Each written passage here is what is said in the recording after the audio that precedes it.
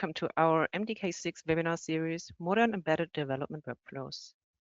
Today we're diving into session 3, Developing with AI Assistant and Edge Machine Learning with MDK-6.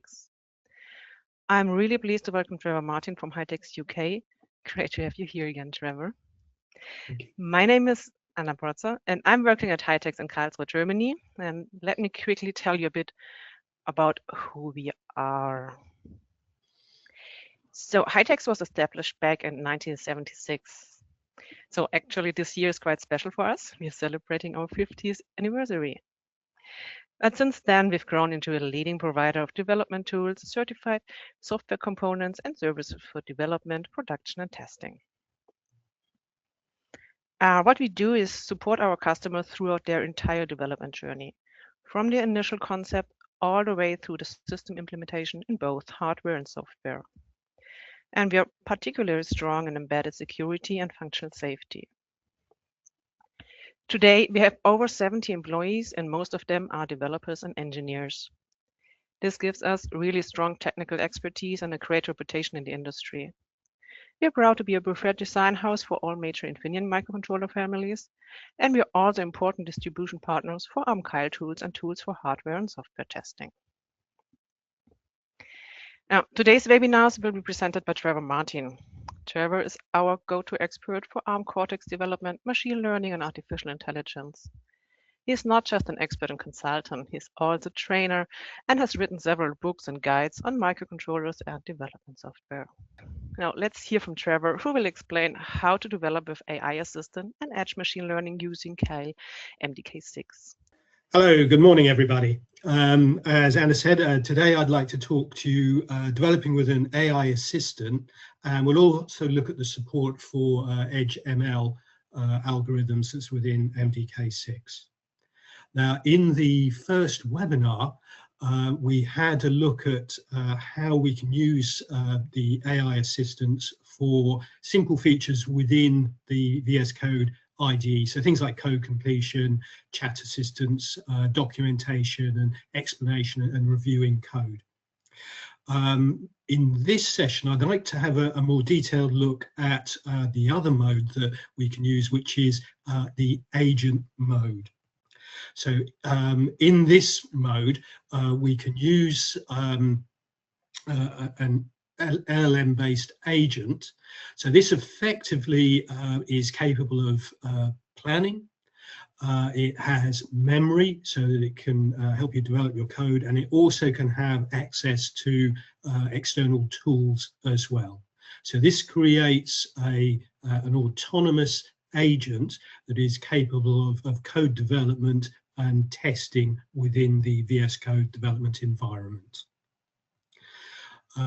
Now, we've seen how we can use large language models, but some of the newer models are reasoning or thinking models. So these can be used to solve complex problems, break a problem down into steps, and then execute each step. So common patterns here are things called chain of thought reasoning. So you can give it a high level target, it will break that down into a plan and then execute each stage of that plan. It can also revise and revisit earlier steps as well if it doesn't achieve its goal.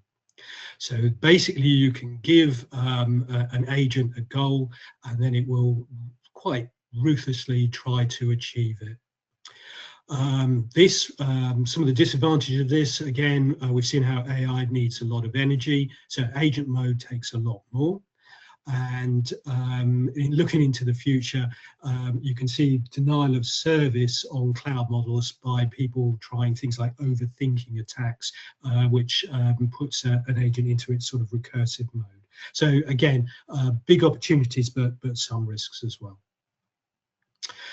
Within VS Code, we can select a model that we want to use. So the default is Copilot, but there are a large range of models that are available on the internet, and we can connect and start to use any of those.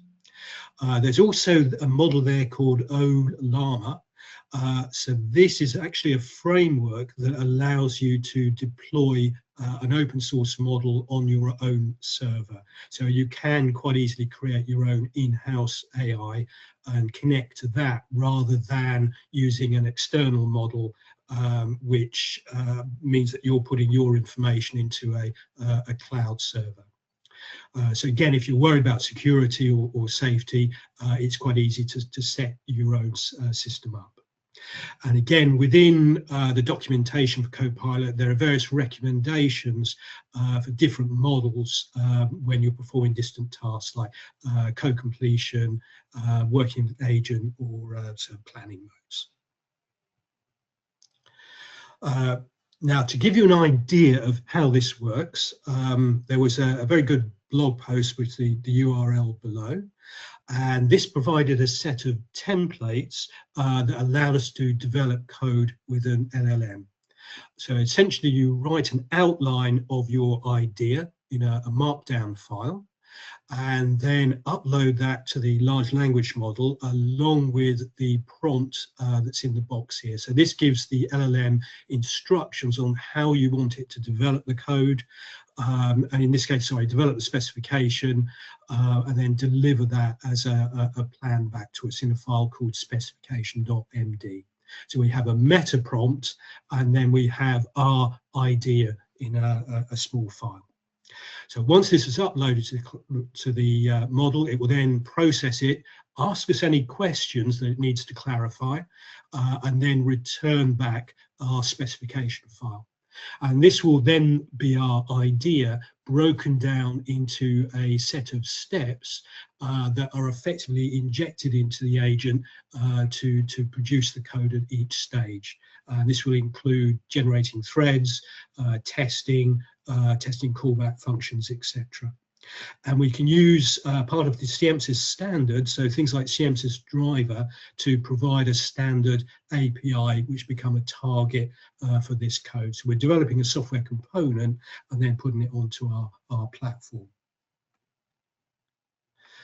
Once we have this plan, we can then put it into an implementation prompt. So again, we have another one of these high-level meta prompts, and then we provide the specification file and the prompt to the large language model, and then it will go through and start to generate the code.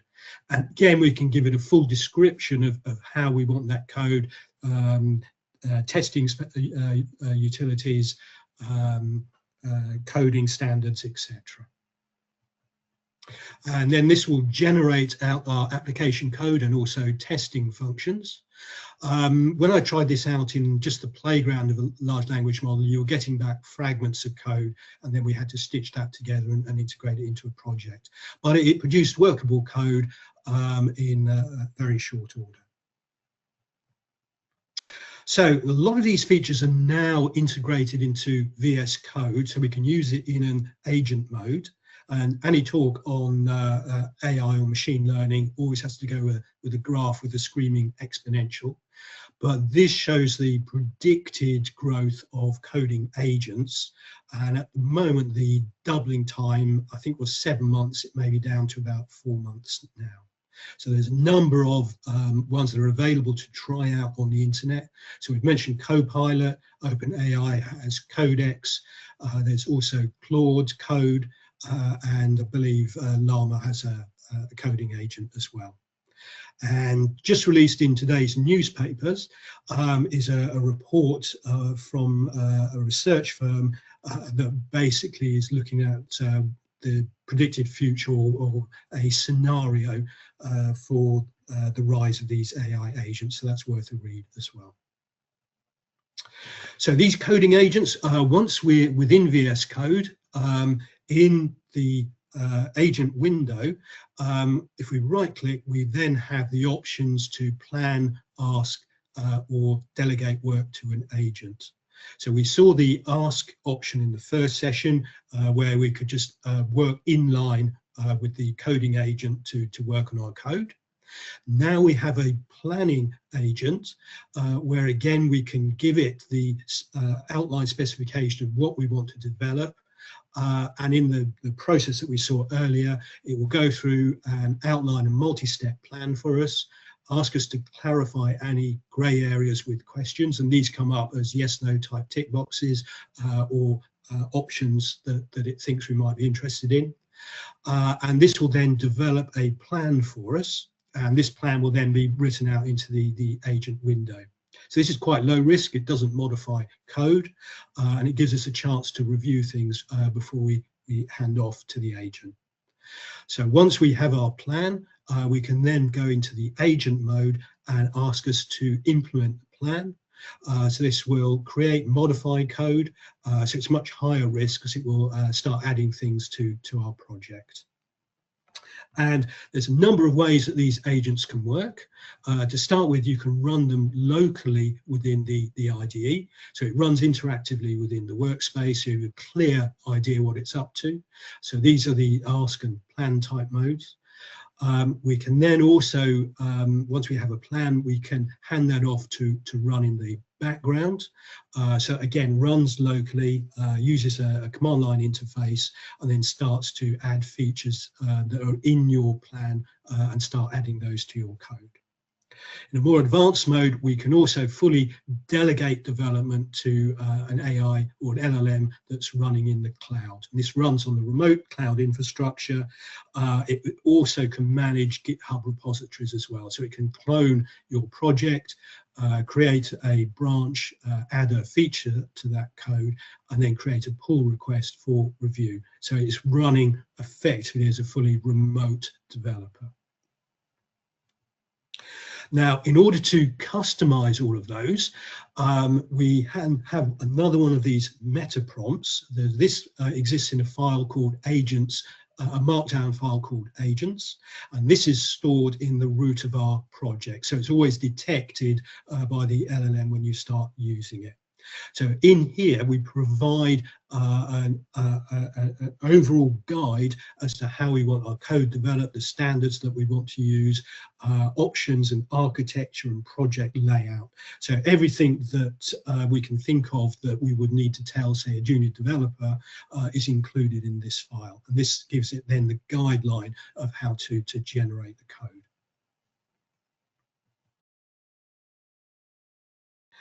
We can also use similar files to create custom agents. So we might have a code review agent, testing agent, a security testing agent, for example. So this again is another text file that provides exact instructions to customize our agent. And these exist in an agent.markdown file. And within here, we can also have handoffs so that these, when the agent's finished running, it then hands off to the next agent. So we can then use these to create a pipeline, a workflow pipeline that orchestrates a number of these agents together. So here we can create these sub-agents, so we can have a main agent working, say, generating code, and then we can have sub-agents doing software testing or code review documentation. So again, you create a number of these things running in parallel. Each one then has its own context window that it's working in. Additionally to all of these agents, you can create specific skills. So again, this is another markdown file, and this will contain references to scripts, external documentation, assets, so templates, resources, access to tools, etc. So this allows you to provide an agent with custom skills that you might need for your particular development, how to use a particular utility to bundle up the final project, for example, or something like that. Run a lint checker and respond to that. We can also provide tools like lint checkers directly to the agent to use. So it has access to the VS Code API. So anything that's within the VS Code IDE, it can access and use. If we integrate another tool into it, it can also access that tool as well. And then for other external tools, we can create, there's a standard interfacing protocol called Model Context Protocol, MCP. So this provides a client and server that allows us to access other external tools. So this is generally used for local agents, and there are some limitations when you try to use this with cloud agents. It generally doesn't handle passwords, logins, etc. So we can integrate a number of advanced tools to greatly facilitate the power of our agent. So in order to get going with these, there are a number of resources. So again, we have the specification for the agent's markdown file, the skills file, and very usefully, there's also a large collection of all of these markdown files, so you can have a look at to get an idea of what needs to be in them. So this is in the awesome Copilot GitHub repository, and again, there's a vast range of things in there. There's also a registry of MCP servers, and they're again within GitHub, and a number of those are used to interface directly with GitHub. So again, these are, I think, generally free to take down and try out and use. Now, alongside using AI to develop code, we're also interested in putting machine learning algorithms directly down onto our small microcontrollers. So over the last few years, ARM has been developing newer cores. So at the moment, within the Cortex CPU portfolio, the Cortex-M7 is the highest performing processor. So these are in a range of microcontrollers that run up to about 1 gigahertz clock frequency. It adds DSP functionality and also hardware floating point, single or double precision. So more recently, these have been used as a target for testing machine learning algorithms. However, with the introduction of the ARMv8 architecture, the first chips that came out introduced Trust Zone, which is the security peripheral, but the later chips, Cortex-M55 and M85, introduced the Helium vector processor. Vector extension rather. So this allows us to process multiple floating point or integer instructions simultaneously, and it gives us a huge boost in maths performance of these devices. The M55 is out in a number of devices at the moment, and I believe now Renesas has the first Cortex-M85 device out and available. Now, alongside all of these processors is a range of neural processing units called ethos. So this is effectively a coprocessor that sits next to the Cortex-M or Cortex-A processor, and it can interface with any of the existing CPUs. Typically, though, at the moment, it's the number of chips with Cortex-M55 and the ethos NPU.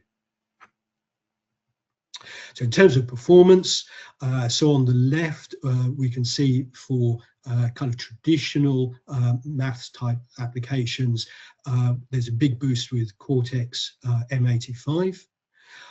And the graph in the middle, the x-axis again shows the traditional performance, but the y-axis shows the boost for machine learning performance. So it's a big increase for Cortex M55 and also even large one for Cortex M85. So now we're getting the sort of silicon that's really capable of supporting high performance machine learning algorithms. As I mentioned, alongside that, ARM have the ethos coprocessor. So this gives us a huge boost in performance, so up to 480 times performance uplift. So these currently you'll find in 2 flavors, ethos U55. So this has up to 256 multiply accumulate units. And then the U65 has up to 512. So this means that we have now a coprocessor that's very, very good at matrix calculations, which really are at the heart of machine learning algorithms. And we've done some initial performance using an Infineon PSOC with Cortex-M 55 and an Ethos U55 running object detection. And again, as mentioned earlier, you can see that at Embedded World, and that gives a really very good performance. So using the Ethos NPU really makes these algorithms fly. And looking over the horizon into the near future, there's also, as I mentioned, Cortex-M 85, and that will be paired with a newer Ethos unit, the U85. So that goes from so for the U65 had 1 trillion operations per second maximum. So the U85 goes up to 4 trillion operations per second. And the current ones that we've been using in the field are about half a trillion operations per second. So going off into the future, we'll be able to run transformer type networks, so for vision and also analyzing time series data as well. So again, this is going to, in the next 2 or 3 years, give us silicon that really is very capable running edge-based machine learning algorithms. If you want to try it now, there is a simulator, the Corestone 320 simulator, which is part of the ARM virtual hardware. So again, you can download those, use that with MDK-6, and try out the performance of these devices. Now, when we do come to implementing a machine learning algorithm, there's a lot more steps involved, and the key to our success really is getting data, labeling it, preparing it correctly, training the model, evaluating that model, and then deploying it down onto the target. So we have a much longer, more involved design cycle, and much of this is done off of the chip.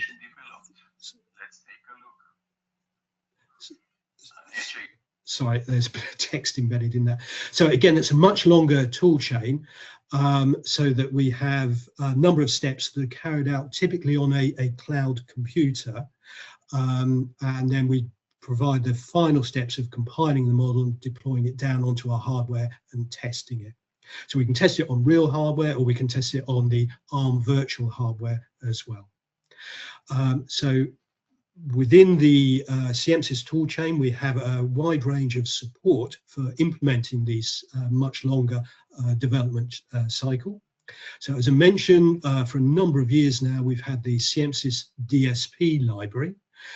So this provides us about 64 algorithms that are optimized to run on Cortex-M4 upwards. There's also a stream driver. So this is part of the CMSIS driver specification that is designed to provide a standardized API for integrating with sensors such as accelerometers, gyroscopes, etc., and then stream the data up to the algorithm. There's also another standard called CMSIS Stream. So when we are running a pipeline of data, we have to optimize that stream of data. We'll look at that a little bit later. For running the neural net algorithms on silicon, there's also CMSIS Neural Net, which provides us with a set of optimized primitives to run on all different Cortex-M microcontrollers. Alongside that, we also have the TensorFlow Lite, which I think has now been renamed to Real-Time. So this runs as an interpreter on the chip, and that's provided a set of software packs. To acquire data, we have the synchronous data streaming framework. So this is effectively a data logger that can be put down onto a microcontroller framework, and allows us to stream data and replay data to test algorithms. We also have the ARM virtual hardware, so this runs in simulation, either locally or in the cloud, and this can be then used to test models and prove that they actually meet our requirements. And then finally, to integrate ethos, there's a driver that really is quite a black box to use. So it's very easy to move from running the algorithm on the Cortex processor to running it within the ethos driver. So CMSIS DSP library, again, has a wide range of DSP functions. These are designed to use block processing. So rather than passing a single sample at a time, you pass a block of samples, and then these are processed simultaneously. So this gives us a very efficient execution of the DSP algorithm. And also for testing, there is a Python wrapper included so that we can run this in a non-microcontroller environment. So we can test our machine learning algorithm and our DSP algorithms on a cloud computer, for example. Again, the CMSIS neural net provides the low-level kernels for all of our artificial neural net, but also the convolutional layers as well for a convolutional neural net. And these run about 4 times better than standard C code that would be produced by generic tools. CMSIS Stream provides an easy-to-use machine learning data logger. So here we can deploy this down onto our hardware, log data into a local file system, or USB-based file system, or over Wi-Fi to a server. And again, that infrastructure is provided as part of the data streaming framework. So again, we have easy access to gain large amounts of data. And while we're using the SDS framework, we can also run the data algorithm as well. So in the diagram on the left, we have the data coming in. We can record the raw data into, say, our file system, apply it to the algorithm, and then record the output of the algorithm as well. So these tap-off points are quite easy to add. So again, if we have a lengthier DSP pipeline, we can take out data at different points on there as well. Once we've acquired the data, we can have a player. So that can run on a real sensor or within a simulation model, and we can play back the data to the algorithm and then also additionally record off the results as well for later analysis. So this is quite a flexible and easy to use system. And again, there are standard templates within MDK-6 that allow you to create and deploy these models. Stream driver, so underneath the SDS framework is the vStream driver. So this gives us a standard API. And then at the bottom, we can write the interface code to our external sensors, microphones. It also supports audio and video as well.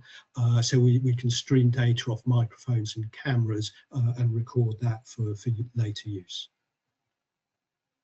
So as we build up our machine learning algorithm, very often we have a pre-processing pipeline, which is our DSP functions.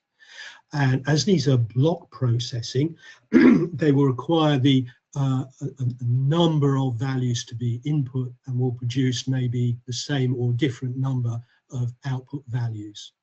So as we build up a pipeline, it will be necessary to analyze that pipeline to decide the frequency and order of how each of those algorithms runs to decide on the best, or to achieve the optimized flow of data through that pipeline. So this is the point of CMSIS Stream.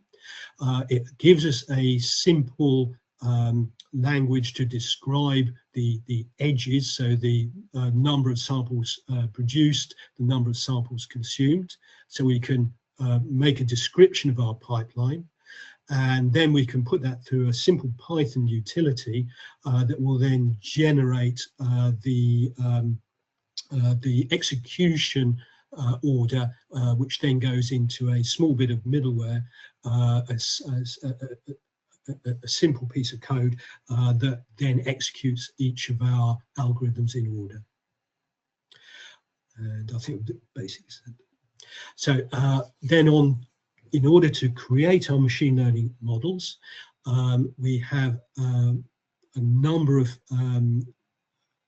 packages that we can add to Python, and then we can build up a training language within Python. So here we can add TensorFlow.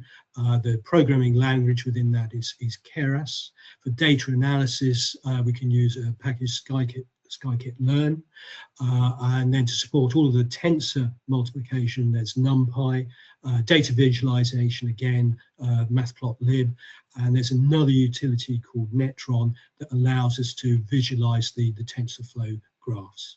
So here we're using Python as a high-level language to describe and train our models and then test and analyze them. And we can do this locally, or more likely we'll use a cloud computer so that we can run training algorithms much more quickly. So typically there's a number of sources of these, but one of the popular ones is Colab. And in there we can set this up, or Google Colab, so we can access this. And in there we can use a tool called Jupyter Notebooks. So this allows us a form of scientific computing where we can have a notebook description in text to describe what we're doing, and then we can add a block of code which can be executed in a cell. So we can build up notebooks of how we're designing and testing our algorithms and run through that step by step. So it makes it much easier to modify and understand what's going on. As I mentioned, we've also got CMSIS DSP, which we can add into this environment. And that, as I said, has a Python wrapper that allows us to pre-process raw data through a DSP algorithm and then test it against the model. Now, Google Colab very recently has provided an integration with VS Code. So if you have an account on Google Colab, you can sign in within VS Code and then select Colab as the Python kernel so that you can work locally on your Jupyter Notebook, but when you run the cells, they're effectively being run on Google Colab. So you get a very large computer behind you to run this very efficiently. When we come to deploy down onto the target, we have the trusted firmware, the TensorFlow Lite firmware. So this is effectively an interpreter that's installed to run on the chip. And once we've installed the packs, within the runtime environment, we get a block for TensorFlow, and in there we can decide if we're going to use CMSIS neural net, or if we have it, we can run it on an ethos NPU. So again, the main way to switch and configure between running on the CPU or within the neural processing unit is a drop down here, and I think there's about one line of code that we need to change in the model runner. So it's very easy to use ethos and gain a huge acceleration in performance. When we do want to use ethos, there is, however, an additional step when we're creating the model. So normally we're defining, training, quantizing the model, and then the output is a header file which contains a large array of data. So this has all the weights for the model, but also a description of the model for the interpreter as well. When we come to deploy the model for the ethos NPU, there's an additional step where we run this through the Vela compiler. So this is a free tool that we download from ARM. We can install in the cloud, and then we simply add that as an additional stage within our Python, within our Jupyter book. So this again will convert the model to run on ethos, and again our output there is a header file which is a big array of data.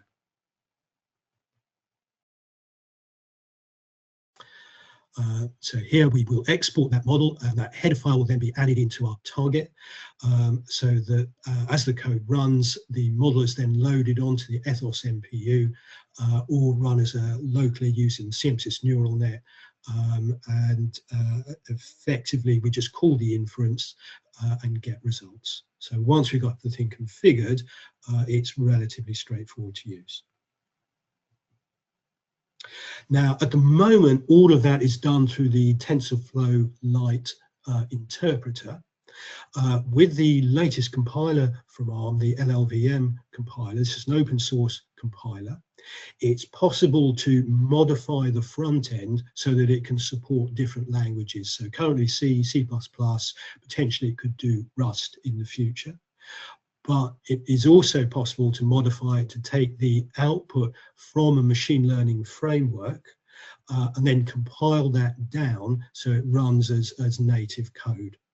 You'd still need a thin interpreter on the chip, but effectively you'd be running compiled code, your model as compiled code. So that would again make it much more efficient and give us a much bigger performance boost. So this, I haven't seen this on a roadmap or anything yet, but somewhere in the future it can potentially be achieved.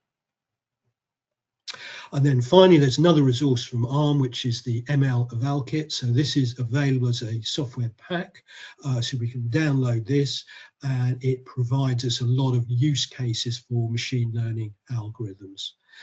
Unfortunately, they provide you the models, but don't provide you any of the Jupyter notebooks or training information. So it's tantalizing and slightly annoying.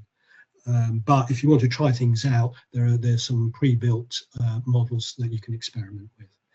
It also provides sort of a generic runner interface as well, which is a good starting point. Further, there's a few more links from ARM which provide you details of their machine learning ecosystem. And again, as we get deeper into these tools, we'll be running future webinars to explain those as well. So I hope that's been useful this morning. I'll hand back to Anna, and if you have any questions, please raise them, and you'll be sent out a copy of these slides and also a link to the video as well later on, probably early next week, I think. So thank you very much for attending today. I hope that's been useful, and see you in another webinar. Cheers. Goodbye.